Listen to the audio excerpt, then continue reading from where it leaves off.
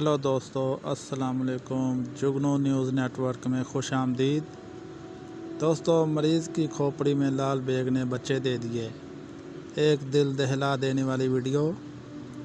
Sir के पिछले हिस्से में दर्द की कुछ अरसे से शिकायत करने वाले एक मरीज़ का जब एक्सरे किया गया तो डॉक्टर ये देखकर हैरान रह गए कि सर के अंदर लाल बेग मौजूद है, जिसने बच्चे भी दे दिए हैं। सोशल मीडिया पर एक दिल दहला देने वाली वीडियो वायरल हो रही है, जिसमें एक शख्स के सर के अंदर लाल बेग जैसी चीज़ नज़र आ रही है। एक शख्स के सर के पिछले हिस्से के अंदर काफ़ी अरसे से दर्द रहता था।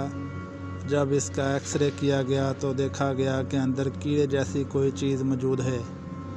डॉक्टरों ने यह परेशान कुन इंकशाफ भी किया कि लाल बेग नुमा कीड़े ने खोपड़ी के अंदर बच्चे भी दे दिए हैं। एक्सरे रिपोर्ट में आदमी के कान के करीब लाल बेग जैसा एक कीड़ा नज़र आ रहा है और फिर इसके बच्चों की भी निशानदेही कर दी गई। डॉक्टर का कहना था कि लाल बेग ने कान की नाली के करीब बच्चे दिए जो खोपड़ी के ऊपरी हिस्से तक फैल गए हैं।